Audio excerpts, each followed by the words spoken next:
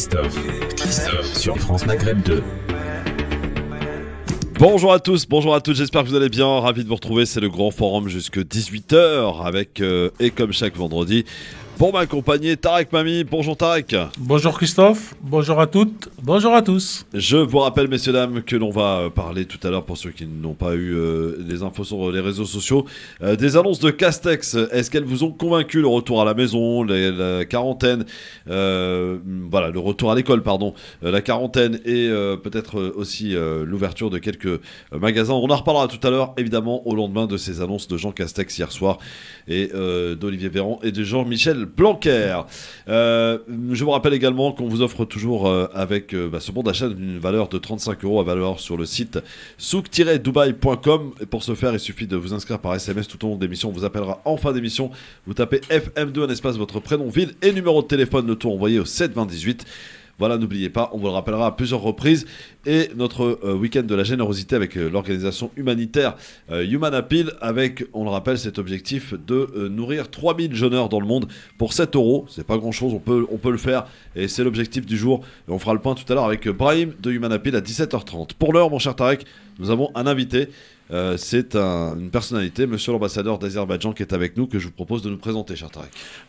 Bonjour monsieur l'ambassadeur, vous êtes monsieur Rahman Mostafayev, vous êtes l'ambassadeur donc de la République d'Azerbaïdjan en France depuis 2017, mais vous êtes aussi et en même temps ambassadeur auprès donc du Saint-Siège, c'est-à-dire à Rome avec le pape et à Monaco. Alors nous vous avions invité en septembre, en pleine guerre, pour expliquer à nos auditeurs c'était quoi cette guerre du Haut-Karabakh. On a suivi ici, sur France Maghreb 2, comme dans les différents médias, l'intervention de la Russie pour essayer de trouver une solution donc, à ce conflit. Nous avons expliqué ici même les tenants et les aboutissants de ce conflit, à savoir donc l'enclave du Haut-Karabakh, qui appartient au territoire de la République d'Azerbaïdjan, mais qui est majoritairement donc peuplé de citoyens arméniens, donc de confession orthodoxe. Et vous nous avez expliqué, et nous, différents chroniqueurs, nous ont expliqué que donc, il y a une trentaine d'années, c'était l'Arménie qui a occupé des territoires de la République d'Azerbaïdjan. Et pendant cette guerre, grosso modo, l'armée de l'Azerbaïdjan a récupéré une partie ou une grande partie de ce territoire, et que ce conflit, on va y venir tout à l'heure, n'est pas un conflit religieux ou ethnique, mais un conflit de pouvoir, de géostratégie et d'occupation de terrain. Donc cette guerre, heureusement aujourd'hui pour les peuples d'Azerbaïdjan et pour le peuple d'Arménie, est arrêtée. Donc il n'y a plus de morts et c'est ce qui compte le plus pour tous les êtres humains, et vous êtes ambassadeur de votre pays, donc sur ce côté-là, c'est la même chose. Donc peut-on dire, monsieur l'ambassadeur, aujourd'hui, que la guerre dans le sens de bataille et de mort est terminée, et qu'aujourd'hui vous êtes donc à la sortie de cette guerre? Quelles perspectives et quels défis restent après cette guerre une fois que vous avez récupéré ce territoire? Et la question, est-ce que la République d'Azerbaïdjan a récupéré la totalité des territoires convenus dans l'accord entre l'Arménie et vous à travers la Russie, ou il reste encore quelques portions de territoire à récupérer? Bonjour Tariq, bonjour à tous. Merci pour cette invitation. D'abord, j'aimerais bien de présenter à vos écouteurs mes compliments et mes meilleurs vœux à l'occasion de mois béni et sacré de Ramadan. Donc je souhaite que ce mois béni de Ramadan, ce mois de jeûne et de souffrance, soit le signe de solidarité, de fraternité, de l'unité dans votre communauté. Dans les communautés maghrébiennes, musulmanes, françaises, et que Dieu Tout-Puissant vous protège, vous tous, de cette pandémie qui malheureusement donc, nous a beaucoup touchés, vous garde en bonne santé. Merci, monsieur. Et vous accorde sa protection de sa clémence. Merci, monsieur. Donc je rappelle... Merci beaucoup pour cette invitation. Et je rappelle que la majorité de la population de la République d'Azerbaïdjan est musulmane, la majorité. Oui, vous avez raison. Donc, sortie de la guerre, quel défi vous avez aujourd'hui après la fin de la guerre? Donc, je pense que ce qui s'est passé pendant les mois d'automne 2020, ouais. Et cette déclaration tripartite qui a été signée par les dirigeants de la Russie, l'Azerbaïdjan et l'Arménie, ouais. C'est tournant important, peut-être c'est la première fois dans l'histoire moderne des relations internationales que pays membres de l'ONU, petit pays comme l'Azerbaïdjan, donc a réussi tout seul à mettre fin à l'occupation, à appliquer les dispositions des résolutions du Conseil de sécurité. Je voudrais bien vous rappeler que donc, le conflit a éclaté en 1991-12. Oui.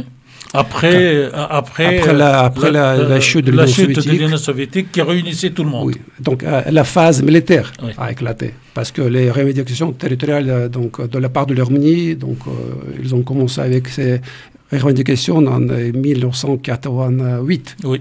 Même à la fin de l'année 1987, avec la chute du mur de Berlin. La majorité de la communauté azerbaïdjanaise qui vivait en Arménie était chassée de l'Arménie.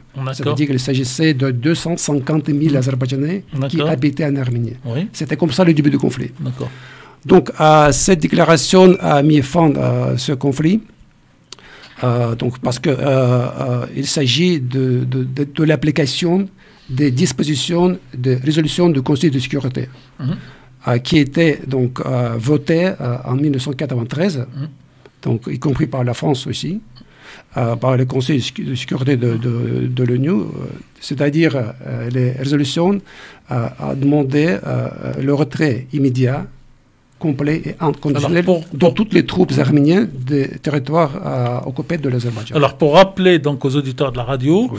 donc, quand cette première crise a eu lieu entre 89 et fin 91, le Conseil de sécurité de l'ONU a reconnu que ces territoires sont des territoires de la République d'Azerbaïdjan, et donc c'est l'ONU, ça veut dire la communauté internationale, qui reconnaît cela et qui demande aux troupes arméniennes de se retirer. Et donc, cette occupation va rester 30 ans, en gros, une trentaine d'années. Absolument. Donc, ce qui s'est passé, donc, nous avons mis fin à cette époque de 30 ans oui. De mépris au droit international, en fait. C'était donc la période longue de 30 ans, pendant laquelle donc, les médiateurs ont essayé beaucoup de trouver la solution et n'ont pas réussi parce que l'Arménie a toujours donc, empêché donc, la solution. L'Arménie en fait était intéressée de garder cette occupation jusqu'à la fin de la guerre. Oui. Donc aujourd'hui, nous sommes dans la phase après la guerre. Tout à fait. Alors, la déclaration a été signée. Est-ce que tous les territoires ont été récupérés ou il reste encore un bout de territoire qui ne l'est pas? Notre armée a réussi de libérer d'abord 7 districts avoisinants de la région d'Haut-Karabakh. Donc nous avons récupéré une partie de Haut-Karabakh lui-même, mais l'objectif, Tarek, n'était pas de chasser comme l'ont fait les Arméniens donc, en 1987. Les Arméniens, les Azerbaïdjanais de la région de l'Arménie. Alors, monsieur Christophe, voilà, on va faire une petite pause. On revient dans un instant pour la suite de cette discussion autour de cette guerre qui a pris fin pour l'heure. Je vous demanderai aussi une petite réaction par rapport à un certain eurodéputé de Versailles qui a eu des propos vis-à-vis de votre pays, l'Azerbaïdjan, qui certainement susciteront une réaction. Et puis on parlera un petit peu des traditions de votre pays, puisqu'on est en plein cœur du mois Ramadan, c'est le 11e jour. Comment se déroule le Ramadan en Azerbaïdjan? On en reparle dans un instant, ne bougez pas, sur France Maghreb 2, et je salue Soraya Rachidi qui nous a rejoint sur France Maghreb 2.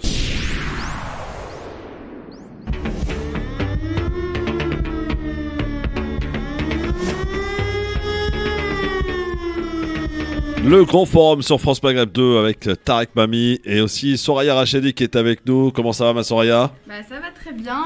Et toi, Christophe? Très bien. Et notre invité, monsieur l'ambassadeur d'Azerbaïdjan Alors, monsieur l'ambassadeur. Monsieur Arman Mostafayev, on va peut-être, cher Christophe, lui laisser répondre à la question des défis. Et parmi les défis, il y a la reconstruction, mais il y a surtout un problème de patrimoine mondial. Et vous menez aujourd'hui, non pas une guerre, mais une bataille pour que l'UNESCO reconnaisse tous ces biens, tout ce patrimoine donc, de la République d'Azerbaïdjan. Merci pour votre question, Tarek. Donc, d'abord, en ce qui concerne les défis. Le problème qu'après la libération des zones occupées, nous avons fait face dans ces territoires libérés à une vraie catastrophe. Parce que comme vous avez vu dans ces images apocalyptiques, donc, de nombreuses zones routes ont été minées, donc les sols sont contaminés, les rivières polluées, les forêts brûlées. Donc, nos biens culturels, nos cimetières ont été détruits, profanés. Donc, on peut même dire que les villes et les villages entiers ont été donc, rayés de la surface de la terre. C'est-à-dire, donc, il y a un énorme travail maintenant donc, à créer les conditions propices pour le retour des déplacés et réfugiés azerbaïdjanais. Ça, c'est pour les hommes, mais il y a aussi la restauration du patrimoine mondial. Oui, il s'agit donc d'abord pour préparer donc, le terrain pour le retour. Donc, il y a plus de 750 000 Azerbaïdjanais qui sont déplacés dans leur propre pays. Dans leur propre pays. Donc, le premier volet, le premier défi, c'est le déminage. Déminage des territoires donc, minés, libérés de l'Azerbaïdjan. Parce que vous avez évoqué, donc vous avez mentionné que la guerre est terminée. Oui. Il n'y a pas de perte, il n'y a pas de mort, mais ce n'est pas correct parce que nous avons déjà perdu 20 personnes civiles et militaires après la guerre, après la signature de déclaration. Parce que donc c'est à cause de mines antipersonnelles terrestres. Tout à fait. Donc le premier problème, le premier défi, c'est le déminage des territoires. Deuxième chose, car les villes et villages sont donc détruits totalement, il faut vraiment donc bâtir villes et villages en partant pratiquement de zéro. Donc, c'est-à-dire relancer la vie dans les zones libérées pratiquement de niveau zéro. Il faut créer, il faut planification urbaine, il faut lignes électriques, il faut le réseau de dégoûts, infrastructures routières, donc chemin de fer, les aéroports, tout ça, pour que les citoyens azerbaïdjanais qui étaient déplacés, qui étaient chassés par les forces armées arméniennes, puissent revenir dans ces villes et villages natals. Le troisième défi important, c'est le problème que les Arméniens, pendant 30 ans de l'occupation, ils ont illégalement exploité les ressources naturelles, les richesses naturelles de l'Azerbaïdjan. Donc, c'est-à-dire donc, les mines de cuivre, mines d'or, ressources en eux. Tout ça a été pollué, c'était donc exploité illégalement. Aujourd'hui, nous menons aussi donc, bataille dans les tribunaux. Nous coopérons avec les bureaux des avocats pour préparer les dossiers et déférer ces dossiers à la Cour internationale. D'accord. Parce que donc, ça a été illégalement exploité par les Arméniens. Il faut traduire en justice les responsables de ces violations. C'est important. Et le quatrième sujet important, donc c'est très important pour notre pays, il faut réintégrer les Arméniens, donc les citoyens azerbaïdjanais d'origine arménienne, ou, si vous voulez, donc la communauté arménienne, donc les habitants arméniens d'origine arménienne qui habitent aujourd'hui dans les régions, dans les districts libérés, dans les régions de Haut-Karabakh, donc assurer leur réintégration dans l'espace juridique, social, culturel et politique de l'Azerbaïdjan. Vous considérez que les habitants donc arméniens sont des habitants de l'Azerbaïdjan comme les autres et qu'ils doivent trouver leur place dans cette république? Aucun doute. Donc pour nous, les Arméniens qui habitent donc dans cette région, ils sont citoyens de la République d'Azerbaïdjan. Ils sont égaux avec leurs droits, avec leurs obligations, avec tous les autres minorités citoyennes de l'Azerbaïdjan. Quels que soient donc les chiffres donc, et l'importance et le nombre de cette minorité, donc nous sommes tous égaux. Et c'est pour ça, quand vous avez posé votre question, est-ce que vous avez libéré tous les territoires? Il ne s'agissait pas de libérer tous les territoires, parce que donc il y a des districts, il y a des zones dans lesquelles donc habitent les Arméniens. C'est-à-dire donc il était là-bas.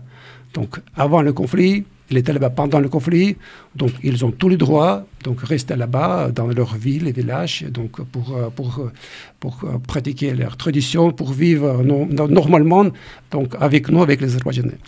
Donc ce sont ces 4 défis importants sur lesquels j'aimerais bien faire le focus, donc l'accent aujourd'hui, pour montrer donc à votre audience quels sont les problèmes aujourd'hui dans la phase après la guerre. En ce qui concerne la mission de l'UNESCO, on parle beaucoup aujourd'hui dans les médias français sur ce sujet. C'est vraiment l'un des sujets, donc les aspects importants de ce conflit, qui était résolu donc, par cette déclaration tripartite entre 3 pays. Donc, je voudrais vous dire, Tarek, que l'Azerbaïdjan est plus que quiconque intéressé d'effectuer cette mission avec le succès. Parce que c'est notre patrimoine, c'est nos biens culturels qui étaient endommagés pendant le conflit, pendant 30 ans de conflit. Donc c'est pour ça, à plusieurs reprises, nous avons donc, évoqué ce sujet donc, avec les responsables de l'UNESCO. Parce que, vous savez, donc, dans cette région de Karabakh et autour de Karabakh, il y a 3000 objets qui appartiennent donc, aux biens culturels de l'Azerbaïdjan. Parmi 3000 objets, il s'agit donc des mosquées, des églises, des sites archéologiques, donc des musées, etc. 400 objets étaient endommagés par les forces armées arméniennes. Endommagés ou détruits totalement ou partiellement. C'est-à-dire, nous avons déjà beaucoup souffert de cette agression, de cette tragédie, et bien sûr, c'est à notre intérêt de mettre à lumière ce qui s'est passé dans cette région. Voilà. C'est à notre intérêt de faire donc, venir cette mission de l'UNESCO pour évaluer les dommages, pour nous soutenir dans les restaurations et protection de ces biens culturels. Nous avons plusieurs fois invité l'UNESCO. Chaque fois, l'UNESCO nous a dit que c'est compliqué parce que l'Arménie empêche l'accès. Parce qu'à l'époque, l'Arménie était pays occupant. Aujourd'hui, c'était l'Arménie qui a contrôlé les territoires occupés. Aujourd'hui, ces districts sont libérés. Donc, la mission de l'UNESCO est bienvenue. En février, nous avons communiqué nos propositions techniques concernant cette mission. En mars cette année, nous avons proposé les sites pour les visites. Oui, donc jusqu'aujourd'hui, nous attendons la réponse de l'UNESCO. En fait, il y a un dialogue constructif avec le secrétaire de l'UNESCO, avec le dialogue constructif avec les pays membres de l'UNESCO. Donc nous attendons bien que donc, un jour, dans les jours, dans les semaines prochaines. Vous êtes M.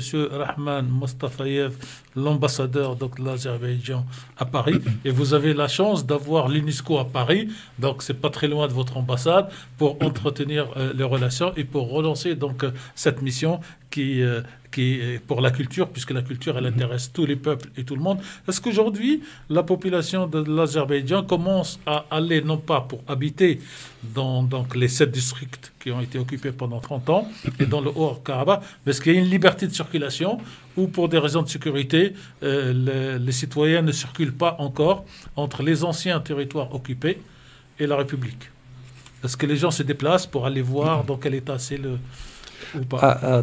Tarek, en ce qui concerne donc, le déplacement, les voyages, c'est vraiment très difficile, presque impossible, parce qu'il y a des gens, les Azerbaïdjanais qui essayaient de retourner dans leur village pour voir qu'est-ce que se passe avec leur maison. Beaucoup de gens ont été donc, blessés et ont été tués par l'explosion des mines. Ah oui, donc, parce que ces défis, ça reste toujours. Donc, et nous avons les militaires russes et les Turcs qui nous assistent, qui nous aident dans le déminage des zones libérées. Je pense qu'il faut terminer cette phase de déminage le plus vite possible pour que donc, les citoyens puissent revenir. Monsieur l'ambassadeur, donc l'émission s'appelle LGF, le Grand Forum. C'est l'émission donc animée tous les jours par Christophe Roux. Et donc Christophe Roux vous a déjà fait la perspective de ces questions tout à l'heure, Christophe. Oui, absolument. Par rapport aux propos d'un eurodéputé de Versailles, François-Xavier Bellamy, qui a déclaré que l'Europe était absente des priorités et en exigeant immédiatement C'est ce qu'elle devrait faire, dit-il, en exigeant donc la libération immédiate des Arméniens encore emprisonnés. Est-ce que vous nous confirmez qu'à cette heure où nous parlons sur l'ambassadeur, il y a toujours des Arméniens emprisonnés? Donc, en ce qui concerne les Arméniens qui sont emprisonnés, je voudrais vous dire que quand la déclaration tripartite était signée, Azerbaïdjan a pleinement respecté les applications donc, selon cette déclaration. Nous avons échangé des prisonniers de guerre conformément à cette déclaration. Nous avons remis plus de 70 prisonniers de guerre à la partie arménienne. De plus, Christophe, je voudrais vous dire que, porter à votre attention que les corps de plus de 1500 militaires arméniens morts sont découverts grâce à l'assistance de l'Azerbaïdjan. C'est-à-dire dans les zones, dans les districts libérés de l'Azerbaïdjan, dans le Karabakh et autour du Karabakh, donc, pour lesquels les Arméniens n'ont pas donc, accès. Nous, donc, nos soldats, nos militaires, ils ont donc, assisté, ils ont soutenu pour trouver les corps des Arméniens. Et nous avons remis aussi, bien sûr, donc c'est 1500 donc, militaires arméniens à côté arménien. Donc, concernant le sujet des personnes qui étaient emprisonnées, donc, après la signature de déclaration donc, tripartite, selon le droit international, donc, un prisonnier de guerre, c'est un combattant qui est emprisonné par une puissance ennemie en temps de guerre. Donc, je voudrais attirer votre attention donc, sur cette définition en temps de guerre. C'est-à-dire, nous avons signé la déclaration tripartite. Nous avons arrêté les hostilités militaires, donc, mais l'Arménie, donc, au mépris de cette déclaration, au l'esprit et le lettre de cette déclaration, a envoyé plus de 60 militaires dans le district libéré de l'Azerbaïdjan. C'était après la guerre, c'était après la déclaration. Christophe, peut-être la préciser, est-ce qu'il y aurait des prisonniers politiques arméniens en Azerbaïdjan, parce que la question, si j'ai bien compris, cher Christophe... Il y a prisonniers... Je me répère par rapport aux députés, voilà, Mélanie. J'ai compris votre question. Voilà. Donc, il y a prisonniers politiques arméniens, bien sûr. Il y a prisonniers de guerre arméniens.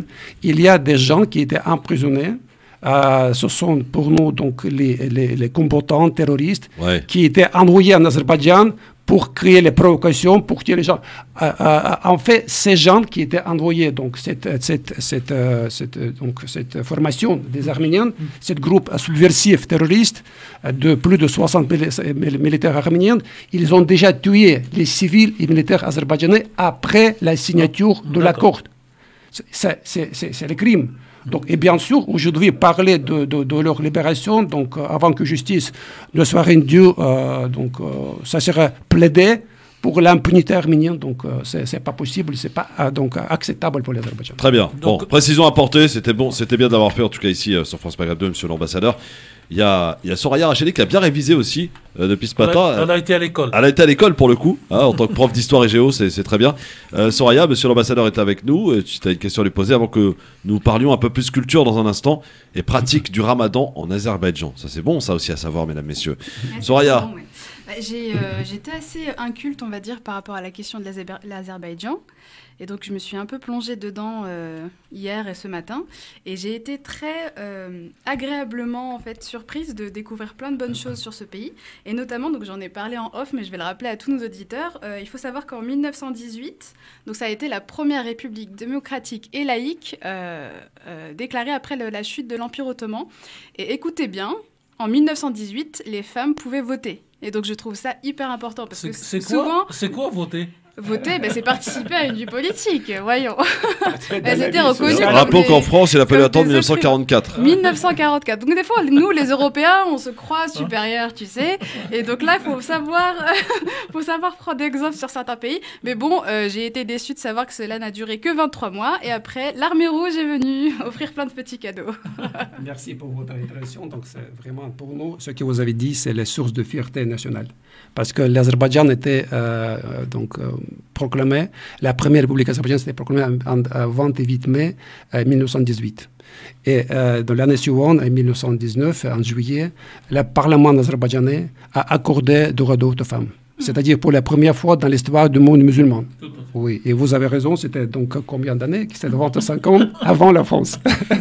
J'ai appris aussi que c'était un territoire très prisé, et notamment par les Russes et par l'URSS, au point que Bakou, c'est ça qui est la capitale de l'Azerbaïdjan aujourd'hui, a été aussi dictée en tant que capitale au niveau des territoires russes à l'époque. Donc c'était carrément la capitale de l'URSS. Enfin, pas de l'URSS à l'époque, on l'appelait pas ça comme ça, mais c'était la capitale du gouvernement russe d'après le traité de Turkmenchai. C'était donc à l'époque de l'Empire russe, mais après la chute de l'Empire russe, donc Azerbaïdjan a proclamé son indépendance. C'était la République donc jeune, parlementaire, qui a duré 23 mois. Jusqu'à l'arrivée de l'armée rouge, des bolcheviks. Et donc l'Azerbaïdjan est devenu la deuxième république azerbaïdjanaise, soviétique, communiste, jusqu'à la chute de l'Union soviétique en 1991. Mais ce que vous avez mentionné, c'est vraiment le fait, la proclamation de la République qui a accordé le droit de vote aux femmes. Non seulement le fait que les femmes en Azerbaïdjan ont reçu les droits de vote. Si vous regardez la composition de notre Parlement, c'était le Parlement dans lequel il travaillait, fonctionnait 11 groupes parlementaires qui représentaient non seulement les partis politiques, les grands partis politiques, mais aussi toutes les minorités qui habitaient dans la République d'Azerbaïdjan. Ça répond à votre question, M. Bami. Hein, est-ce que voter... C'est important. Soraya, moi j'ai l'avantage de partir avec un livre de M. l'ambassadeur qui s'appelle L'Azerbaïdjan entre les grandes puissances de 1918 à 1920. Donc je vais avoir le plaisir de le lire et de vous dépasser en connaissance. Je le passerai après, je le lirai après vous. Et imaginez, Tariq, dans notre premier gouvernement de la République d'Azerbaïdjan, nous avions bien sûr les musulmans azerbaïdjanais, mais aussi les Russes, les Juifs, les Allemands et les Polonais. Alors justement, vous faites bien de parler de ça. C'est comme ça la laïcité, la vraie laïcité. On va y venir peut-être pour la laïcité, mais quand il y a eu la guerre, donc nous avons réservé quelques chroniques ici à la radio, et une question revenait, est-ce que c'est une guerre, est-ce que c'est un choc de civilisation, est-ce que c'est une guerre entre les musulmans de l'Azerbaïdjan et les chrétiens de l'Arménie? C'est quoi l'essence de cette guerre? Est-ce que c'est une guerre géostratégique de domination? C'est quoi le moteur caché de cette guerre, monsieur l'ambassadeur? J'ai essayé de commencer à répondre à votre question il y a quelques minutes. L'Azerbaïdjan était la première république parlementaire laïque dans le monde musulman. C'est-à-dire les principes, les valeurs républicaines, comme vous dites ici en France, les principes de laïcité, de tolérance, de diversité ethnique, religieuse et culturelle étaient dans notre ADN depuis 1918. Mais monsieur, ici, la laïcité, elle est interprétée à tout va. C'est-à-dire qu'il y a 100 définitions en France de la laïcité. Qu'est-ce que la laïcité? Vous, comment vous l'appliquez au quotidien dans le pays? Par exemple, est-ce que les signes ostentatoires, les signes religieux sont interdits? Est-ce qu'on peut vivre en toute... les signes religieux ne sont pas interdits, mais pour nous, laïcité, c'est vraiment tolérance. C'est donc égalité en droit pour toutes les minorités religieuses, ethniques. Pour nous, laïcité, c'est donc séparation entre la religion et l'État. Donc les partis, par exemple, religieuses ne sont pas représentés dans notre Parlement. Donc c'est une classique définition de laïcité. Est-ce qu'on peut être agent de l'État et porter un signe religieux, par exemple? Oui, bien sûr. Ok. Pour nous, les valeurs de laïcité et tolérance étaient des valeurs de base pour notre République. Je précise la question de Soraya parce qu'elle est très importante. Est-ce qu'on peut agent de l'État féminin et porter le foulard? Dans l'administration. Dans l'administration en Azerbaïdjan. Il n'y a pas beaucoup d'exemples. Porter le foulard, par exemple. Un fonctionnaire dans l'administration. Je pense que oui. Donc un professeur femme peut enseigner comme au Canada, par exemple, comme en Angleterre. Oui. Voilà. C'est pas interdit. Alors, est-ce que on vous reproche pendant la guerre d'avoir fait venir de mercenaires islamistes radicaux? Que répondez-vous? Parce que c'est une critique qu'on a beaucoup lue dans la presse française, monsieur l'ambassadeur. Tariq, je vous ai compris, mais d'abord je voudrais répondre à votre question concernant les chocs des civilisations, parce que c'est un sujet vraiment très important. Ouais. Alors, ici en France... Est-ce que c'est une guerre religieuse entre chrétiens et musulmans? C'est la guerre territoriale. Parce que l'Azerbaïdjan, c'est la République laïque. c'est la République dans laquelle nous avons, même aujourd'hui, donc avant la guerre et pendant la guerre, nous avions une communauté importante arménienne qui habitait en Azerbaïdjan, donc en paix, donc en harmonie avec toutes les autres minorités. Pour nous, ce n'est pas la guerre religieuse, c'est la guerre territoriale. Parce que, vous savez, donc, dans l'histoire de la région de Karabakh, si on regardait l'histoire, quelle était l'image, donc le portrait démographique de cette région avant le conflit? Je peux vous dire qu'avant le conflit, donc, la région de Haut-Karabakh, c'était la région qui était peuplée de 185 000 habitants. 70% étaient les Arméniens, 22% les Azerbaïdjanais, mais aussi, Tariq, 5-6% de la population de la région d'Haut-Karabakh, c'était la République azerbaïdjanaise musulmane soviétique à l'époque, 5-6% de la population d'Haut-Karabakh étaient les représentants de 48 minorités religieuses et ethniques. C'est-à-dire, donc, sous tutelle de l'Azerbaïdjan soviétique musulman, la région de Karabakh était la région donc, multiculturelle. Donc, c'était la région dans laquelle habitaient les représentants de beaucoup de minorités ethniques et religieuses. Après le conflit et pendant le conflit, les Arméniens ont réussi, on peut le dire, donc chasser toutes ces minorités. Et comme le dit le presse française aujourd'hui, c'était la région donc majoritairement donc peuplée des Arméniens, donc 99%. Mais dites-moi, sous le guide, sous le tutelle de la République azerbaïdjanaise soviétique musulmane, il était diversité, il était donc multi-ethnicité et donc l'image était multiculturelle et multi-religieuse. Avec les Arméniens chrétiennes, cette région est devenue donc la base donc militaire, la caserne militaire monoethnique. Est-ce qu'on peut dire aujourd'hui que c'est la guerre, donc c'était la guerre religieuse ou non religieuse? Bien sûr, non. C'était en fait, il ne s'agit pas de conflit ou de choc de civilisation. Il s'agit de choc de deux philosophies.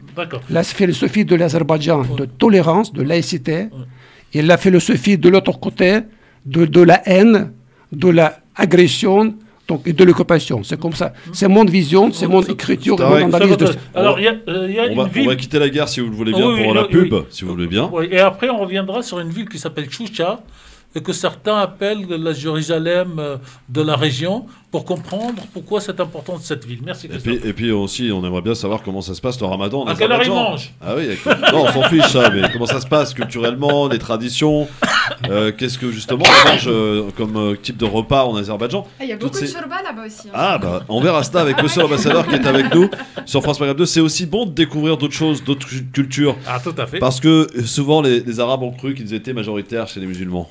Ils se sont trompés. À tout de suite. France Maghreb 2, France Maghreb 2. Le grand forum, merci d'être avec nous en direct avec Soraya Rachidi et Tariq Pami. Je vous rappelle notre jeu et vous inscrire par SMS pour gagner un bon d'achat d'une valeur de 35 € à valoir sur le site souk-dubai.com. Il suffit d'envoyer votre SMS, vous tapez FM2 comme France Maghreb 2, votre prénom, votre ville, numéro de téléphone et vous envoyez le tout au 72018. On fera un tirage au sort tout à l'heure et vous serez peut-être comme Ali et comme plusieurs gagnantes notamment qui ont remporté ce bon d'achat d'une valeur de 35 € depuis le début du Ramadan. FM2, prénom, ville, numéro de téléphone 72018 et par avance, bonne chance. Nous sommes avec monsieur l'ambassadeur d'Azerbaïdjan qui est notre invité aujourd'hui, avec qui on a beaucoup parlé de guerre qui heureusement s'est terminée avec l'Arménie, Tariq Pami. Tout à fait. On a aussi parlé aussi des retours sur les propos d'un eurodéputé sur lequel monsieur l'ambassadeur s'est exprimé. Alors je sais que monsieur l'ambassadeur a publié hier une réponse écrite à ce député, donc on en parlera quand on aura la lettre dans le cadre de nos chroniques classiques. Oui. Alors, un petit mot peut-être sur le rapport avec la France. Aujourd'hui, où est-ce que vous en êtes, puisque la France a pris position quasi officiellement pendant la guerre avec l'Arménie. Aujourd'hui, comment se passe vous êtes bien reçu au Quai d'Orsay? J'ai compris. Oui, bien sûr. Donc, oui, c'est toujours donc bien accueilli à Quai d'Orsay. Vous avez raison. Pendant la guerre, la France, malheureusement, s'est engagée résolument à côté de l'Arménie. Donc, on peut même dire qu'elle est sortie de sa ligne médiane parce que en principe, la France, comme la co-présidente du groupe de Minsk, devrait garder son position neutre, impartiale. Il y a une forte communauté arménienne, il faut le rappeler quand même. Ceci explique peut-être cela. Oui, peut-être oui, oui, je suis d'accord avec toi. Mais en fait, aujourd'hui, notre position est claire, donc nous avons tourné la page. Ce qui est arrivé est arrivé. C'est fini. Donc, nous avons le respect pour la France comme grand pays européen. Vous êtes bien reçu au Quai d'Orsay. Peut-être. Mais si on parle sérieusement, donc, vous savez, l'Azerbaïdjan est le partenaire plus important économiquement et politiquement pour la France dans notre région. Ah, d'accord. 60% de commerce extérieur de la France, avec les régions de Caucase du Sud, c'est l'Azerbaïdjan. Pour l'Union européenne, donc 70%. Pour le commerce extérieur de l'Union européenne, c'est l'Azerbaïdjan, dans les régions de Caucase du Sud. Donc nous avons des intérêts communs, nous avons des objectifs communs. Ici, aujourd'hui, je voudrais donc vous dire que l'Azerbaïdjan est intéressé d'avoir la France à son côté. Nous avons besoin de la France pour le partenariat économique bilatéral, pour la coopération politique et internationale. Nous sommes ouverts pour la coopération. La seule chose que nous attendons de la France, c'est le respect des principes de droit international. La souveraineté, les frontières de l'Azerbaïdjan, intégrité territoriale de mon république, de mon pays. C'est must, donc c'est ce que nous attendons de la France. En fait, ce sont des principes que la France elle-même, elle veut qu'ils s'appliquent donc envers la France elle-même. Alors, regardons vers l'avenir et passons à la culture. La culture, avec effectivement le ramadan qui a commencé depuis 11 jours maintenant, monsieur l'ambassadeur. Comment ça se passe le ramadan en Azerbaïdjan au-delà évidemment de ne pas boire, de ne pas manger, ça c'est pour tout le monde pareil, mais culturellement parlant, ça se passe comment le ramadan? Est-ce que c'est un mois très attendu? De quelle manière il est accueilli? J'allais pas dire célébré, mais accueilli. La rupture du jeûne se passe comment? Quel type de plat mange-t-on aussi? Parce que ça fait aussi partie du ramadan. Expliquez-nous un petit peu comment ça se passe chez vous en Azerbaïdjan. Merci Christophe. Ramadan en Azerbaïdjan, comme partout dans le monde musulman, nous pratiquons, donc il y a donc de parties de société qui pratiquent toutes les règles de Ramadan, qui respectent les règles. Il y a une partie de la population qui ne respecte pas. Donc il y a ici la liberté de choix, en fait. Nous pratiquons de la même manière que tout le monde musulman, les mêmes heures, les mêmes horaires, les mêmes principes de base, donc les mêmes traditions, en fait. Je voudrais dire que l'Azerbaïdjan, c'est la république, comme j'ai mentionné, laïque, mais les confessions et minorités ethniques ici sont égaux en droit. Donc nous avons une communauté religieuse musulmane, chrétienne, juive, krishnaïte et bahaïte. Combien de musulmans au pourcentage en Azerbaïdjan? Pourcentage, c'est presque 94% de la population. Donc une grosse majorité. Des chiites, je crois. Il y a 70% presque de cette population musulmane, ce sont chiites. Donc le reste, donc 30, 35, 40, ce sont sunnites. Mais ce qui est important pour les Azerbaïdjans, les musulmans... Ça cohabite très bien. Oui, les musulmans chiites et sunnites en Azerbaïdjan, il est pris ensemble. C'est important. Parce que, oui, d'accord. Oui. Ici, nous n'avons pas la séparation par les mosquées. C'est mosquée chiite ou c'est non. Donc, bien sûr, nous avons cette définition, cette séparation, mais pour les musulmans en Azerbaïdjan, il est pris ensemble. D'accord. Il est pris pas différemment. Oui. Les communautés musulmanes, catholiques, orthodoxes et protestantes, comme les juifs, montagnes et ashkénazis, nous avons en Azerbaïdjan 8 communautés juives. Nous avons 7 synagogues, nous avons des églises catholiques, orthodoxes et protestantes. Ce qui est important, toutes ces minorités jouissent de la liberté totale des cultes et de leur exercice public. Donc, et aussi de l'instruction religieuse gratuite. C'est-à-dire que nous avons 10 établissements de formation et d'enseignement religieux. Presque toutes les minorités religieuses, ils ont leur établissement, ils ont les écoles dans lesquelles ils peuvent faire les cours de discipline religieuse. Et vous êtes représenté en culture par un très grand chanteur, Sami Youssef. Ah, Sami Youssef, ouais. Oui, Sami Youssef, oui. Nous partageons cette chanson oui avec les Turquie, oui. Sami Youssef, il est azerbaïdjanais. Elle est turque, mais elle est aussi azerbaïdjanaise. Oui. Ah, J'ai d'accord. une petite question insolite, Christophe. Oui, Par vas-y. rapport au calcul du début du mois de Ramadan, vous êtes plus avec la bonne vision question. ou avec le calcul scientifique pour le début du Ramadan? Vous regardez avec les yeux la lune ou vous faites les calculs scientifiques? Je pense que c'est la base de définition de la date de début de Ramadan, c'est scientifique, bien sûr, oui. C'est scientifique. C'est scientifique, merci. J'ai eu un peu peur là, j'ai pensé que c'était les Alors, yeux. les femmes en 1918, la science pour le Ramadan. Mais vous voyez. Bakou, d'ailleurs, si Beaucoup mes d'avance. souvenirs sont bons, c'était la base de lancement de tous les missiles de l'Union soviétique. Non, c'était pas beaucoup, c'était Kazakhstan. Ah, d'accord. C'était la base de lancement, c'était Baïkonour dans la République. Aujourd'hui, c'est la République de Kazakhstan, donc c'est aussi la République indépendante. Ouais. Qui a proclamé son indépendance après la chute de l'Union soviétique. Donc, en revenant à ce sujet donc les religions d'Azerbaïdjan, Christophe, pour vous dire aussi que toutes les communautés religieuses en Azerbaïdjan bénéficient de l'appui d'État et son soutien financier. C'est-à-dire, dans le budget de notre pays, dans le budget de la République d'Azerbaïdjan, il y a des chapitres particuliers qui disent le soutien financier pour les églises, pour les mosquées, donc pour les synagogues, etc. C'est peut-être ça la laïcité. C'est le Concordat. Je crois bien, on va aller prendre des cours là-bas. Dites donc, monsieur l'ambassadeur, franchement, on serait ravis de venir vous voir là-bas pour découvrir votre. Mais est-ce qu'il y a un plat traditionnel qu'on mange pendant le mois du Ramadan en Azerbaïdjan? La spécialité de la cuisine azerbaïdjanaise, donc nous aimons beaucoup de. D'abord, c'est kebab, c'est de la viande, c'est de l'agneau, côté d'agneau. Donc, c'est aussi le riz, le plof, légumes, le yaourt. Il y a une soupe. Est-ce que vous mangez une soupe pendant le Ramadan, par exemple? Oui, il y a une soupe, oui, shorba, oui. Ouais, très bien. Mais je rigolais pas, il y en a. Très bien. Moi, j'ai les amis, j'ai les photos sous les yeux et je me régale. Hein. Ah oui? Ah oui. C'est pas encore l'heure, Soraya. Donc, comme maghrébin, j'ai pris avec moi donc, le livre sur le cuisine. Donc, comme maghrébin, on peut se retrouver quand on est en Azerbaïdjan, il y a la shorba. Donc, ça roule. Mais la shorba, à la base, ça vient de là-bas. Ça a été mais importé par les Ottomans au Maghreb. Franchement dire, Christophe, donc, la cuisine azerbaïdjanaise, je pense que c'est la meilleure cuisine du monde. Ah oui, forcément. L'ambassadeur du pays peut pas dire le contraire. Après l'Algérie. Soraya, tu nous dis que la shorba vient pas du Maghreb. Avec l'Algérie. Merci. J'ai négocié la première place avec l'ambassadeur. Soraya, tu nous dis que la shorba ne vient pas du Maghreb, mais j'ai toujours. Oui, je l'ai lu hier sur un post, je crois, un article qui a été écrit qui disait que la shorba à la base venait de l'Empire ottoman, donc de cette zone-là, et qui a été importé par les Ottomans lors de la conquête du Maghreb. Et ben voilà, hop, ça c'est fait. Ça s'appelle un retour à la case départ.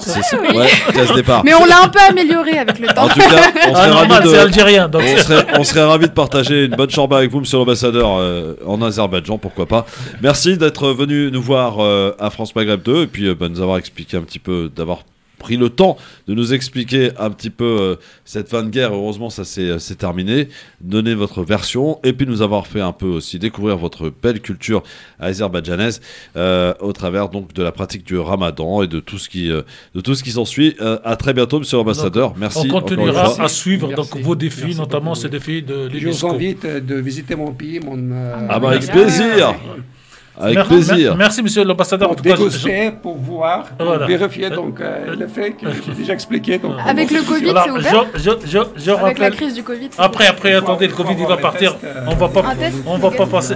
Alors, je rappelle qu'on ne va pas passer notre vie avec le Covid, il finira par partir un jour. Justement, j'ai envie d'y aller, c'est pour ça. Bon, on discutera à l'intérieur de l'équipe de la radio. Merci, c'est financé. Donc, je rappelle aux auditeurs, aux auditrices de France Maghreb 2 que dans le cadre donc, de cette émission LGF d'aujourd'hui, vendredi, nous avons reçu Monsieur Rahman Mustafayev, qui est l'ambassadeur donc de l'Azerbaïdjan en France, mais aussi, puisque vous êtes arrivé en retard, chers collègues, de Monaco et du Saint-Siège. Donc c'est un ambassadeur pour trois. Donc, et l'Azerbaïdjan gère bien les affaires. Au lieu d'envoyer 3 ambassadeurs, alors on va un grand ambassadeur de taille et qui représente dans tous ces pays. Merci, monsieur l'ambassadeur. Monsieur l'ambassadeur, à bientôt. Et on se quitte avec quelqu'un donc, qui est une star chez vous, monsieur Sami Youssef en musique sur France Maghreb 2. Un petit peu de musique.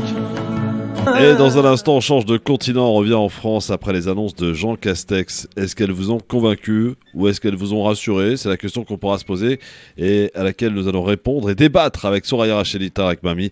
Oui, réouverture des écoles, ça c'est pour lundi. Quarantaine, déconfinement, restrictions au niveau des frontières, de tout cela, il a été abordé hier par Castex. Est-ce que ça sent le retour à la vie normale? Est-ce que vous y croyez? On en reparle dans un instant avec vous au 01 40 33 9000. Et je rappelle, encore quelques minutes pour le faire, vous inscrire par SMS pour vous offrir ce bon d'achat d'une valeur de 35 € à valoir sur le site souk-dubai.com. Vous envoyez votre SMS, vous tapez FM2, votre prénom, votre ville et votre numéro de téléphone au 72018. J'effectuerai un tirage au sort dans 20 minutes maintenant sur France Maghreb 2. France Maghreb 2, France Maghreb 2.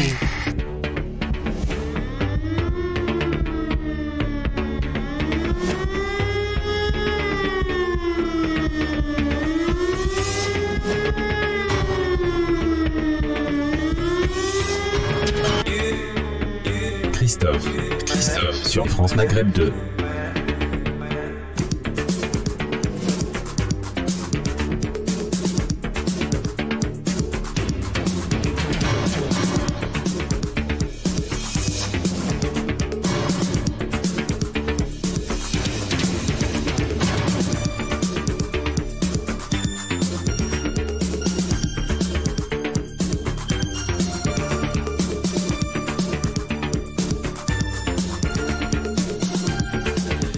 Bien, le grand forum, merci d'être avec nous en direct sur votre radio France Maghreb 2 avec maintenant retour à cette version traditionnelle du LGF, le grand forum, bien entendu avec Soraya Racheli qui est avec nous, avec Tarek Mami aussi. Nous sommes vendredi. Pour vous donner cette information qui est tombée cet après-midi, il y a eu une attaque au couteau au commissariat de Rambouillet. Une policière d'ailleurs serait décédée. L'agresseur a été interpellé. Il s'agirait d'un individu qui a été naturalisé français en 2019. C'est un Tunisien qui serait l'auteur donc de l'attaque au couteau. Et le parquet antiterroriste a été saisi. Voilà ce que l'on pouvait dire du côté de Rambouillet. Je sais même pas où c'est. C'est en région parisienne, ça, Rambouillet, non? Non. C'est où? Région parisienne. C'est où Rambouillet? Alors dites-moi où c'est. Allez, toi qui es prof de géographie là. Moi je sais, mais je fais un peu de suspense, tu vois. C'est ça, ouais. C'est vers les Yvelines en fait. Ah bah, donc c'est en région parisienne. Mais oui, je te taquine. Genre, je savais. Hein, bien entendu. Alors, on va revenir évidemment quand on aura plus d'infos. Alors, dans ce genre de moments, on a plein d'infos qui ne servent, enfin, qui n'avancent pas à avancer grand chose. Donc, je vous donnais juste des informations qu'il fallait retenir. Attaque au couteau, donc Rambouillet, commissariat.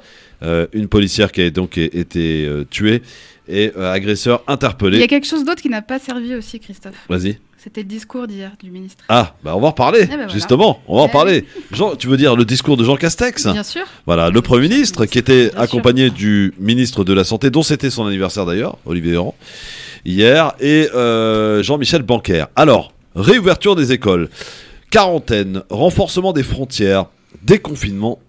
Voilà en gros les mots qu'il fallait retenir. Est-ce que le discours de Jean Castex vous a-t-il convaincu? Eh bien, visiblement, chez Soraya, non. Mais pourquoi alors? J'ai pas appris grand-chose. Il n'y a pas de nouvelles choses. Même j'ai entendu les témoignages des restaurateurs, etc., qui sont pas si avancés que ça. Donc finalement, ça a juste confirmé les mesures prises avant les vacances par rapport à la rentrée scolaire.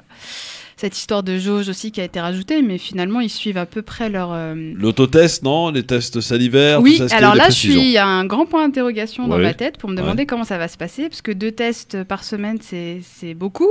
Est-ce qu'il faudrait les enregistrer ou est-ce qu'il faut juste se déclarer positif quand ça l'est? Enfin voilà, c'est toutes les questions administratives et très pratiques qui me préoccupent, mais voilà, qui me font poser ces questions. Donc pas convaincu. Pour le système de quarantaine, c'est vrai qu'on a été vraiment très défaillant sur le système de quarantaine, et notamment sur le renforcement des frontières. Là, on nous dit que les frontières, les vols vont être suspendus entre eux et avec les pays à risque. Enfin, j'ai envie de te dire. Bah oui. Hein, on nous a cité le Brésil, notamment, ça s'est fait. L'Inde aussi, l'Afrique du Sud. Quelques pays à risque, effectivement, la France va suspendre temporairement. Oui, c'est très logique. Hein, c'est très logique. Mais pourquoi attendre, je veux dire? Ouais. Pourquoi avoir attendu? Qu'est-ce qu'il y a d'autre qu'il fallait retenir? La réouverture des terrasses, ça c'est pour mi-mai, visiblement. Oh, qu'est-ce que j'ai hâte. Ouais, moi aussi. D'accord. Ah ouais, on est d'accord. Prendre le café en terrasse. Ah, mais c'est Ou ça. ce que vous voulez, quoi. Mais, Même les musées et tout, en fait, il n'y a rien à faire. Ouais. Là, on le sent en plus. Enfin, quand il fait froid, tu veux te balader où, là? Réouverture des musées, il en a parlé d'ailleurs, Castex? Bah, normalement, oui, normalement, c'est avec les terrasses, parce qu'ils ont dit les lieux de culture et les terrasses. D'accord. Donc, les lieux de culture, c'est Et les restaurants, ça, on a donné des dates ou pas encore? Bah, normalement, c'est début juin. D'accord. Donc, on devrait, pour l'été, peut-être retrouver une vie normale. Suspense. Alors, combien de pourcentage des auditeurs de France Maghreb 2 ont été convaincus par Jean Castex? 14%. Bon, on va dire que pour convaincre, il faudra repasser, Monsieur Castex. Quand vous dites que vous n'êtes pas convaincu, Soraya Racheli, avant d'accueillir nos auditeurs au 01 40 33 9000, est-ce que ça veut dire que vous ne croyez pas au calendrier établi par Jean Castex? En fait, j'ai pas dit que j'étais pas convaincu, moi. J'ai dit que ça n'apportait aucune information en plus. Donc mais en vérité, convaincu. ils suivent un calendrier qui était défini. Et à vrai dire, ils gèrent comme ils peuvent. Donc je fais un petit peu peut-être l'avocat du diable, mais ils gèrent comme ils peuvent avec les données qu'ils peuvent et les banques qui les soutiennent, bien sûr. Mais je veux dire que oui, ils suivent à peu près le calendrier qui a été établi avant les vacances. Et c'est long, en fait. C'est long pour tout le monde. C'est long pour les personnes qui veulent travailler, qui ne travaillent plus, etc. Mais bon, je suis résiliée par rapport à tout ça. Elle est résiliée. Et vous, qu'en pensez-vous? Est-ce que vous avez regardé? Ou alors est-ce que vous avez préféré, et vous avez bien raison, écouter Bajrafi sur France Maghreb 2? Eh bien, voilà. 01 40 33 9000 convaincus ou pas par le discours, par les annonces des nouvelles mesures de Jean Castex, le Premier ministre. 01 40 33 9000. Là. Le Grand Forum, Christophe Rowe, sur France Maghreb 2. Le Grand Forum. Avec Jamel qui est avec nous au téléphone. Bonsoir, Jamel. Bonsoir à toutes et tous. Salam alaikum. Bonsoir, Comment Jamel. allez-vous? Bonsoir, monsieur Jamel. Bande d'islamo-journalistes que j'aime. D'islamo-journaliste, hein, très bien, ok, ça c'est fait. Ça, c'est fait. J'avais envie, non, mais j'essaie d'être tendance. Comme Olivier Véran avec ses blagues hier.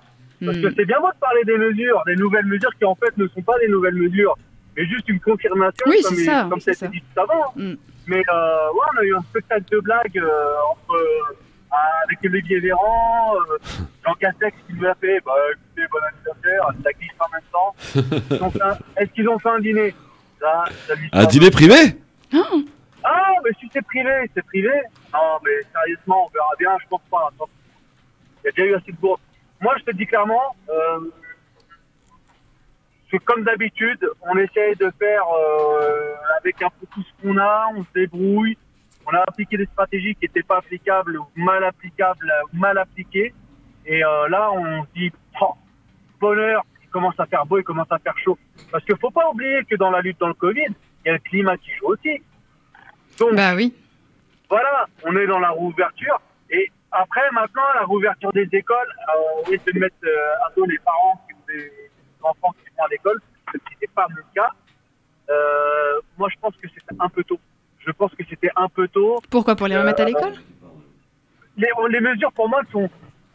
on a entendu Blanquer, et moi, je suis pas... Mais tôt, pourquoi? Pour laisser les enfants aller à l'école, c'est ça?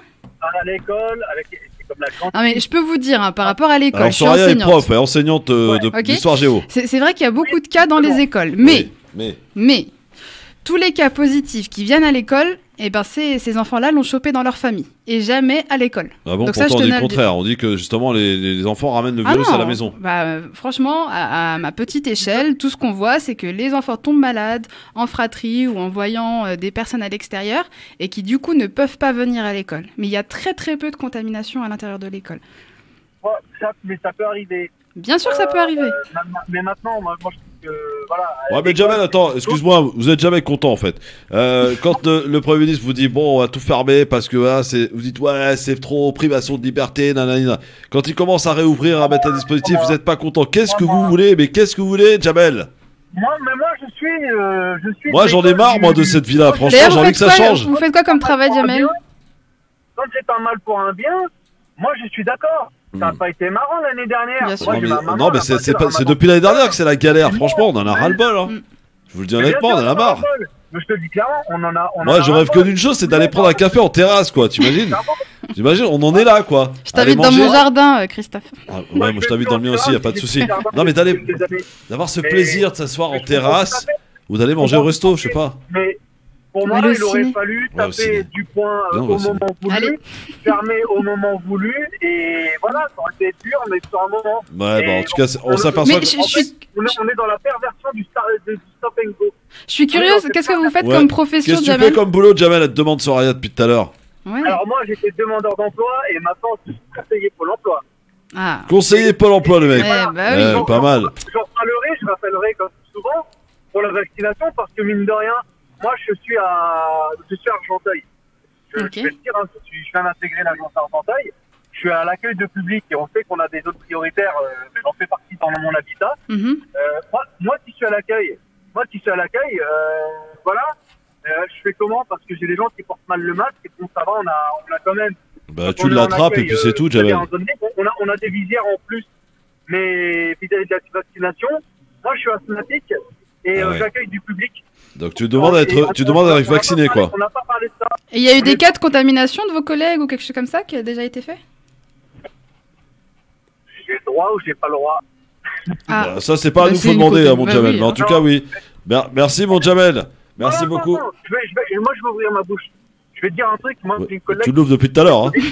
Faut continuer. Mais moi, je fais tout le temps de ça. Mais il faut savoir que j'ai une collègue qui a chopé le Covid. Ouais. J'ai pas été nommé quel contact alors que j'ai passé quasiment toute la semaine avec elle. Et j'ai pas officiellement été mise au courant. Ça, c'était dégueulasse. Ah, que normalement, vous êtes qu'à contact, ça veut dire. Ah ouais, t'es qu'à contact. Je t'en raccrochonné, Jamel, ma parole. Ciao, bip. Non, mais. Là, je pars, je vais me faire tester au cas où. Donc bien sûr. Mais ça va, moi, je vais voir ma maman 69 ans. Si j'étais En fait, tout à l'heure, je te disais, oui, attrape-le, machin, mais évidemment que c'était une plaisanterie, il faut surtout pas l'attraper. Alors, pour toi, à titre personnel, je pense que t'es jeune et que tu peux encore t'en sauver. Mais c'est pour les personnes âgées. Voilà. Pour les personnes âgées. Bah oui, ouais, 40 ans, on n'est pas vieux. Oh, calme-toi, Jamel. Calme-toi, on est très jeune à 40 ans. Mais voilà. Ouais. Moi, je pense qu'il faut continuer, même en étant vacciné, qu'on continue à se protéger. La preuve en est, c'est qu'on a des cas de... Ouais, donc ça sert à rien de se vacciner alors en fait. Donc, je comprends rien, moi. Salut, Jamel. Salut, à bientôt. Ciao. 01 40 39 000. Si on est en vacciné, il faut faire attention. Alors, je ne sais pas comment on va s'en sortir, hein, franchement, les amis. Bah, on n'ouvre plus les ciné, plus rien, quoi. Parce qu'il y a tout le temps des bêtises. Vas-y, on se barre de là. On va vivre dans un autre pays, c'est pas possible, quoi. Allez, sur France Maghreb 2. Je vous rappelle le tirage au sort. Est-ce que tu as été faire un petit tour sur la boutique souk-dubai.com, Soraya? Non. Toujours pas. Ouais. D'accord. En tout cas, c'est plein de produits orientaux. Il y a des décors. Souk. Souk-dubai.com. Je vous offre un bon d'achat d'une valeur de 35 €, les amis. Maintenant, tout de suite, par SMS, vous tapez FM2 comme France Maghreb 2, rien de bien compliqué.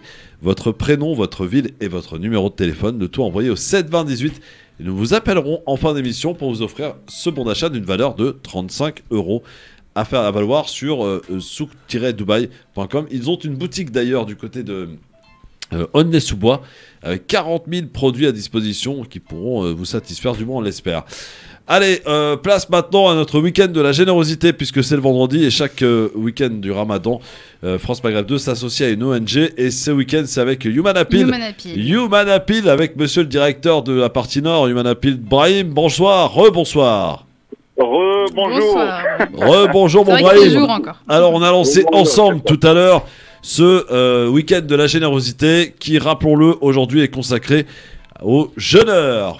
C'est nourrir un jeûneur pour la modique somme de 7 €. 7 € dans tous les pays, parfois même, avec 7 € on peut nourrir un jeûneur pendant plusieurs jours dans certains pays. Où en est-on, mon Brahim ?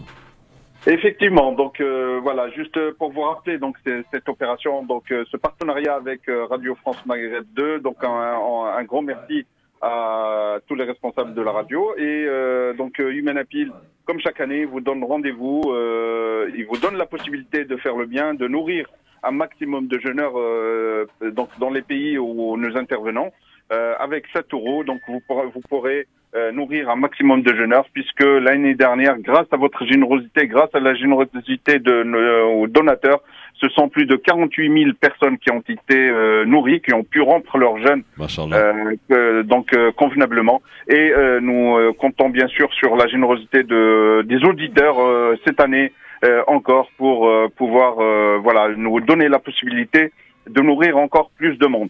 Vous parliez il y a quelques instants de ce confinement, du fait que voilà, on en a marre, etc., etc.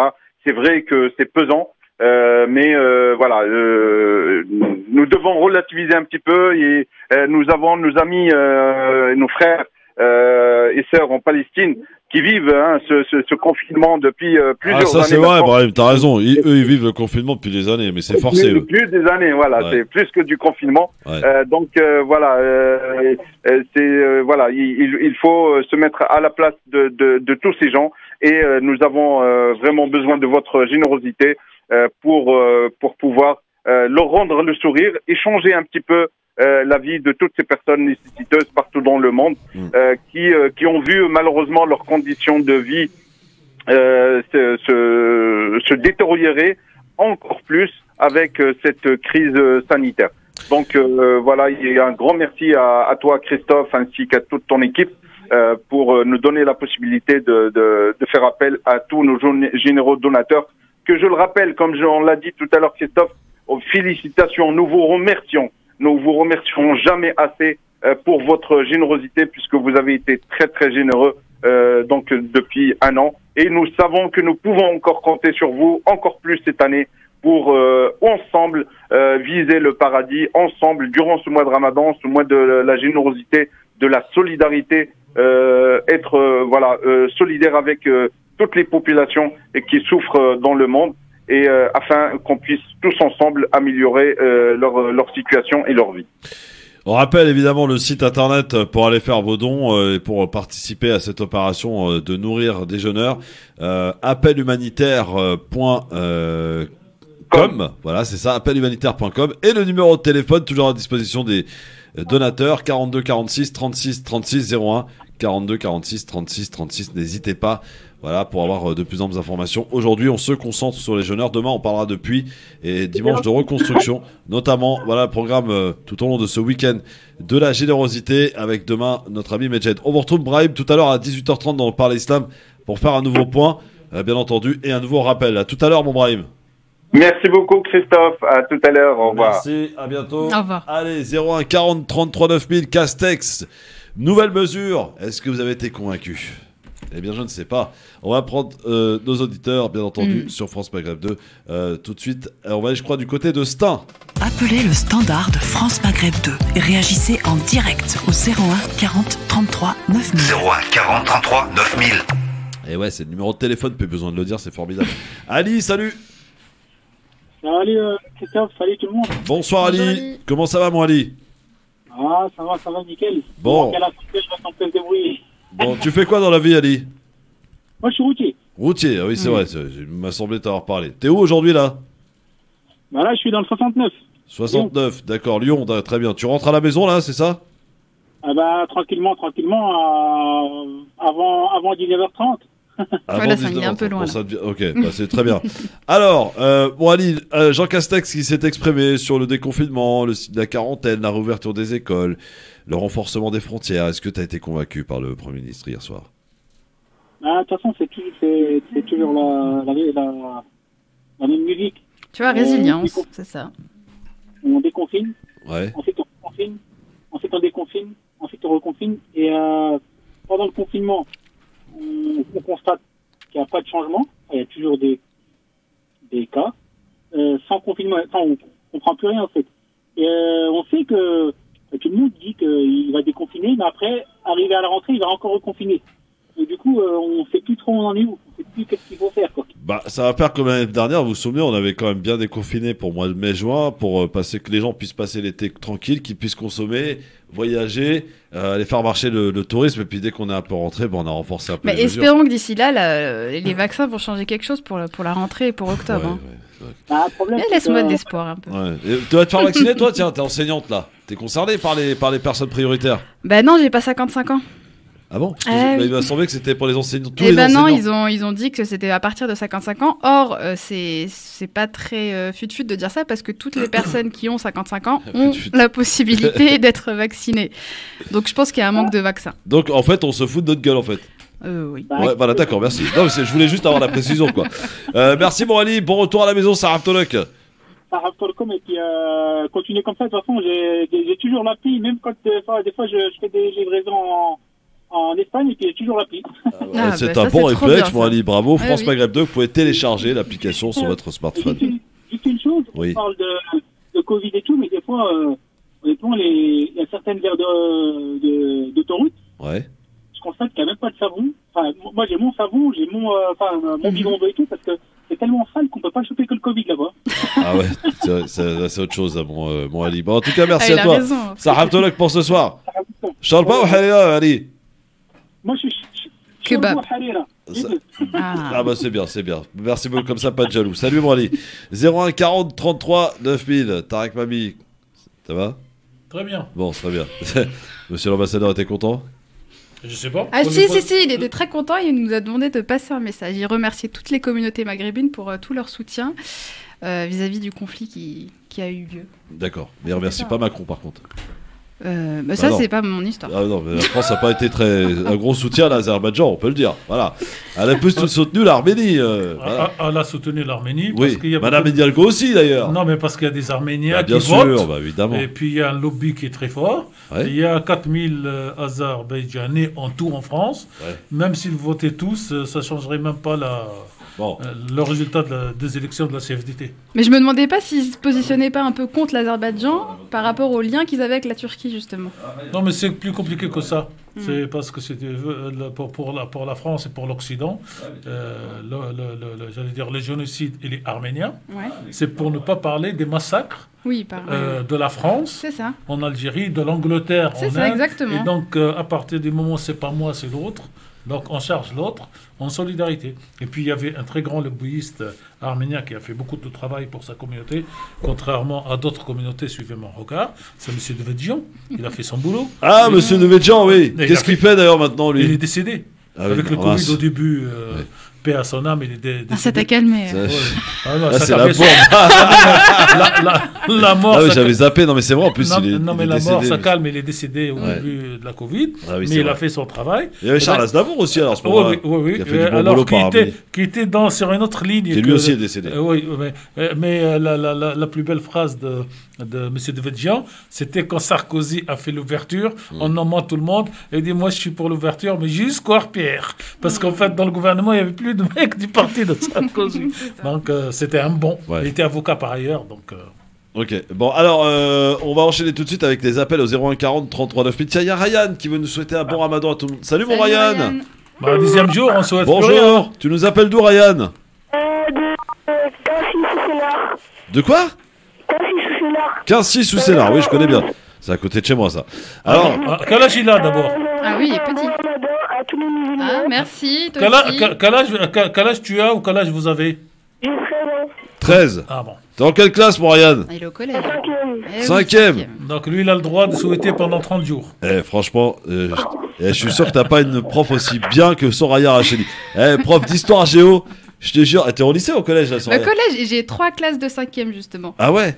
Oui. C'est en 5e qu'ils apprennent l'islam, dans le livre. Et c'est exactement ça. Comme quoi je connais les programmes scolaires de la France. Eh ben oui, tu as raison. Ryan, elle est sympa ta prof d'histoire géo ou pas? Sinon on t'envoie une autre. C'est un prof. Il est gentil, d'accord, bon c'est bon alors, d'accord. Sinon on t'envoie une remplaçante. Est-ce que tu fais le ramadan, Ryan? Oui, t'as fait tous les 11 jours là. Waouh, est-ce que... T'as fait tout le mois l'année dernière? Il y a quelqu'un derrière qui souffle les réponses. C'est le quiz du ramadan et c'est la maman qui répond. Et c'est le fiston qui répète. Bah vous nous l'envoyez, on va le former à la radio et comme ça après il pourra répondre Ryan, tout seul. Qu'est-ce que tu préfères, la shorba ou la halila? La shorba. La shorba, évidemment celle de maman j'imagine. Ça dépend. Ça dépend. Sa maman elle achète les sachets tout prêts, elle met l'eau chaude, donc lui il l'a vu mettre l'eau chaude, il a dit moi aussi je peux pas faire la shorba. Si il a le droit de dire ça, c'est qu'il a une super maman. Non mais t'as une super maman et t'as peut-être, je sais pas, une autre personne qui fait très très bien la shorba, c'est pour ça. Ah peut-être oui. Ouais peut-être. Ouais. Bon bah merci Ryan, en tout cas bon ramadan. Merci, j'aimerais souhaiter un bon ramadan à toute la famille de Djaoui, à la famille Nadjour, El Majbri, El Agribi et à tous les musulmans du monde. Merci. Merci Morgane, salut, ciao. Ouais, le grand forum, ça devient des dédicaces maintenant. 01 40 33 9000 évidemment. C'est à cause de DJ pour Nabil, nous appeler. ça. Bah oui, c'est à cause de DJ oui. Nabil, évidemment. Tout est à cause de DJ Nabil. De toute façon, dès qu'il y a un problème, Voilà. Alors, 01 40 33 9000. On parle de Castex, Tarek Mabi. Il s'est exprimé hier, vous l'avez pas écouté. Je sais, j'étais là, je vous ai vu. Vous n'avez pas écouté.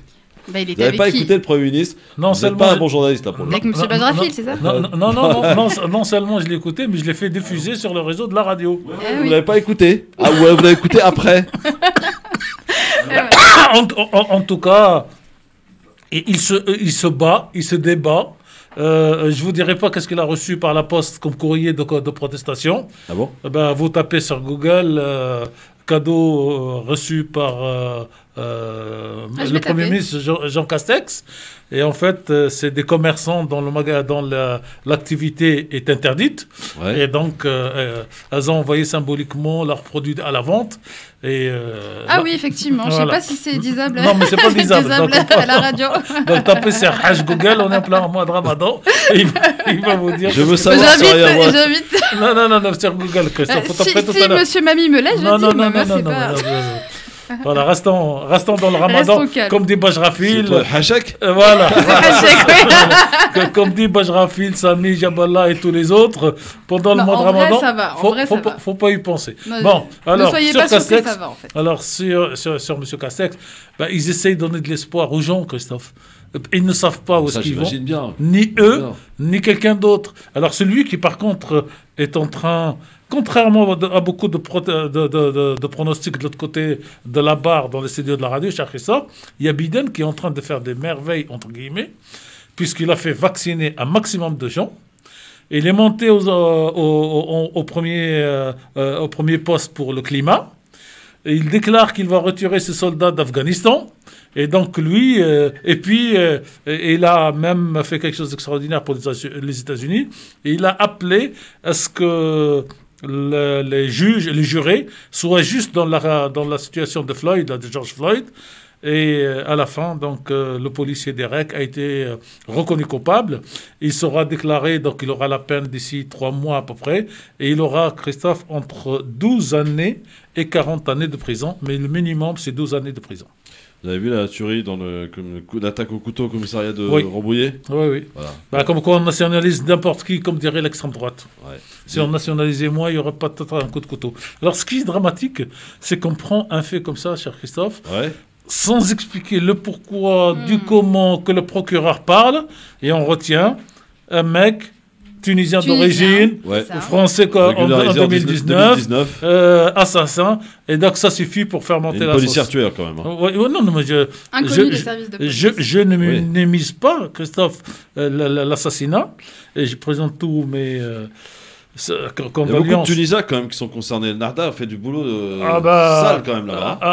Alors, en envoyant le plus grand contingent de terroristes en Syrie. Alors, ce qu'on dit maintenant en Tunisie, c'est que tous ces gens-là, aujourd'hui, ils ont en gros une vingtaine d'années et qu'ils avaient en gros entre 8 et 10 ans sous Ben Ali. Donc, on ne peut pas dire que c'est le formatage de Ben Ali. Oui.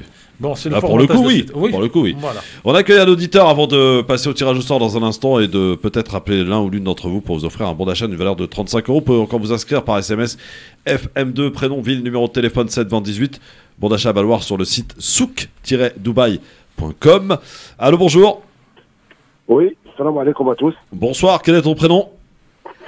Souhail, tu les appelles d'où, Souhail? J'appelle de Saint-Pierre. De Saint-Pierre quoi? Saint-Pierre-du-Perret. C'est pas vrai. À quel numéro vous habitez, cher monsieur? Parce que j'ai une surprise. Moi, j'ai un numéro que je vous donnerai après vous. Vous êtes à quel numéro de la rue, vous? Qu'est-ce que vous faites là, Souhail? Au 17. 17 Bah, c'est pas, bon, c'est pas chez moi. Non, bon, j'habite Saint-Pierre-du-Perret. Qu'est-ce qui se passe? Dans la même rue, hein? Je sais que tu habites Saint-Pierre-du-Perret, y a pas de souci. Ah bon, on se connaît donc, peut-être? Hein? On se connaît, peut-être? Non, en tout cas, lui, il te connaît. Je te connais pas, mais... Toi, tu me connais, visiblement. Oui. D'accord, ok, très bien. Alors, vous faites quoi dans la vie? Bref, moi, vous faites quoi dans la vie? Monsieur Mamie. Oui, vous faites quoi, cher ami, dans la vie? Moi, je suis conducteur de bus. Ah, d'accord. Ah oui, forcément. Voilà, ceci explique cela. Ceci explique cela. Il y a pas mal de conducteurs de bus que je salue d'ailleurs sur le réseau Sénart. qui écoutent France Maghreb 2 dans leur bus, donc c'est sympa. Merci beaucoup. Alors on t'écoute, Soel, qu'est-ce qui se passe? Il n'y a pas que le réseau Sénart. Hein. Tout le monde a été pris par le Radio France Maghreb. J'ai mis tout le monde à la page. Hein. Bravo. Merci à toi, Soel. Écoute France Maghreb. Bon. Il y a Nabil qui arrive, il va vous envoyer des dates. On va prendre votre numéro de téléphone. Alors, Christophe, j'appelais pas pour parler de politique ni rien, j'appelais juste pour vous dire un petit bonjour. Ah bah c'est gentil, mon Soel. Il y en a marre de parler toujours de la même chose, coronavirus, confinement, déconfinement, bon bref. Ouais. Moi j'appelais juste pour vous dire bonne fin de Ramadan. Attends, mais c'est le 11e jour là. On a fait un petit tiers. Ouais, on a fait un petit tiers. C'est vrai. Je salue Madame Rachidi. Merci. Et puis, Madame Rachidi. Et puis, voilà, pas de classe quand même. Et puis je vous souhaite plein de bonheur, plein de bonnes choses. Merci, mon Soel. Merci, ça fait plaisir. Bon, moi, je vous dis, moi, c'est pendant tout le Ramadan, c'est la harira. Bah, écoute. Les auditeurs. Il allait poser la question. Non, mais voilà, les C'est auditeurs. bien, on n'avait plus besoin de poser la question, c'est formidable. Bon. Moi, je suis algérien, mais pendant le Ramadan, je mange chez les Marocains. Ah ouais. Mais on a la même cuisine, Ah c'est oui. même pas marocain-algérien, c'est. Non, mais par contre, les Marocains, faut admettre quand même quoi. qu'ils ont une très très bonne manière de rompre le jeûne en espaçant les plats. Contrairement aux Ça Algériens ou aux dépend, Tunisiens, pas vous tous les mettez tout sur la Marocains. table, ça Ah mange. non, moi je connais des Marocains qui boivent leur café avec la harira. Je dis ça. Et par les potes tunisiens, vous savez pas comment ils font. Bah si, pareil, mettez tout sur la table. Je vous ai vu. Mettez tout sur la table, ça mange. Merci, mon Soel, je t'embrasse. Les Algériens, on pose tout sur la table. Bah oui, donc voilà, on est d'accord. Non, j'avoue. Voilà. Merci, mon Soel, à bientôt. Je vous embrasse tous, à bientôt. Salut. Merci, bon courage. Et vous aussi, les Tunisiens, vous posez tout sur la table. Bah, moi, je suis pas tunisien, je suis français. Ça vous arrange bien, ça. Allez.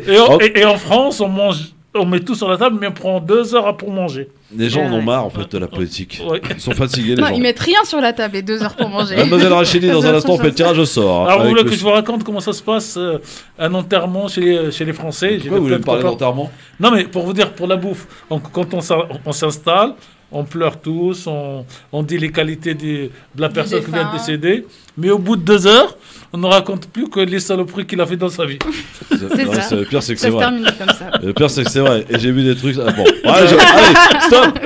C'est Ramadan. Bah, on est dans un instant. Ça s'appelle le Grand Forum. Ça s'appelle le grand remplacement surtout. Allez, 01 40 33 9000. Dans un instant, vous êtes inscrits, j'espère, par SMS pour gagner ce bon d'achat d'une valeur de 35 € pour le site souk-dubai.com. Et les chroniqueurs n'ont pas le droit de gagner, hein? Non.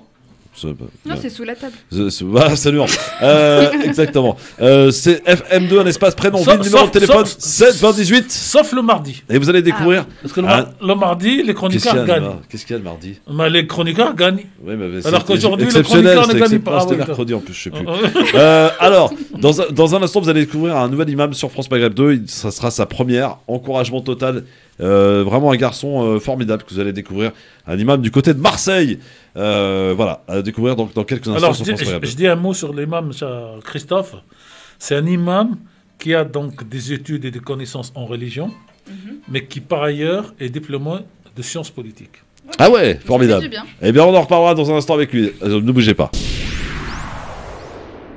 Le grand forum sur France Maghreb 2 avec Tarek Mami, avec Soraya Rachedi, bien entendu, qui sont avec nous encore pendant quelques minutes, bien sûr, sur France Maghreb 2, avec notre gagnante. Alors, le problème avec notre gagnante, c'est qu'elle nous a envoyé un faux numéro de téléphone. Enfin, elle s'est trompée dans le numéro de téléphone. Donc, comme on est sympa, on ne veut pas, évidemment, l'éliminer. Elle s'appelle Marina de Clermont-Ferrand. Elle a envoyé sur SMS, celle qui a été tirée au sort. Donc, Marina, rappelez la radio ou renvoyez un SMS plutôt avec vos coordonnées exactes pour qu'on puisse vous faire bien vous contacter et vous envoyer donc ce bon d'achat d'une valeur de 35 € à valoir sur la boutique souk-dubai.com. Eh bien, écoutez, ce fut très sympa, encore une fois, aujourd'hui. On se retrouvera lundi. Pour cette policière qui... donc oui, un hommage de manière beaucoup plus sérieuse pour cette policière qui vient d'être assassinée au commissariat de Rambouillet. Rambouillet, c'est le 78. 78, ça devient un département tragique, puisque c'est de mémoire au moins le 3e assassinat, meurtre qui a lieu dans ce département. Il y a eu bien sûr le professeur Paty, il y a eu le couple de gendarmes ou de policiers, et aujourd'hui notre policière. Et c'est à la fois incompréhensible et plus que condamnable, parce que chaque vie qui part comme ça. C'est des drames pour la famille, pour l'environnement. Et ça réagit négativement sur l'ensemble de la communauté arabo-musulmane en plein mois de Ramadan, parce que pour les extrémistes de droite, il y en a un qui fait un acte malheureux, et c'est tous qui sont responsables. On ne fait pas pareil quand il y a le Ku Klux Klan aux États-Unis, mais pour les musulmans de France, c'est comme ça. Donc, paix à son âme, à cette policière de Rambouillet. Et je voulais juste rajouter, puisqu'on était dans les Yvelines, il y a un petit garçon de 12 ans, Antoine, qui est décédé aussi à vélo. Et un hommage lui est rendu donc samedi au cimetière de Triel-sur-Seine. Donc voilà, c'était une petite information. Merci Soraya pour cette information et bonne reprise. Tu reprends les cours lundi ? En visio. En visio pendant une semaine et après présentiel. Et après, je sais pas, je comprends pas ce système de jauge, donc je crois que c'est la moitié-moitié. C'est moi, j'ai pas trop compris, mais oui, après c'est de la présentielle à moitié avec les plus grands. Donc c'est bien, tu restes à la maison quoi la semaine moi prochaine. C'est pas bien pour moi. J'en ai besoin de voir des gens, de sortir un peu. Très bien. Quand même. Merci beaucoup en tout cas Soraya Rachedi, à très vite. À très vite Christophe. Voilà, et puis merci beaucoup Tarek, à la semaine prochaine. Restez bien branchés France Maghreb 2, vous allez découvrir donc dans un instant un nouvel imam que vous allez découvrir, donc il est non seulement de Marseille, ça c'est une bonne chose, Sciences Po et évidemment études religieuses aussi, et il répondra à vos questions, vous allez découvrir dans un instant, on va faire connaissance avec lui sur France Maghreb 2, donc direction Marseille pour le Parler Islam spécial Ramadan, 11e émission, puisque nous sommes le 11e jour.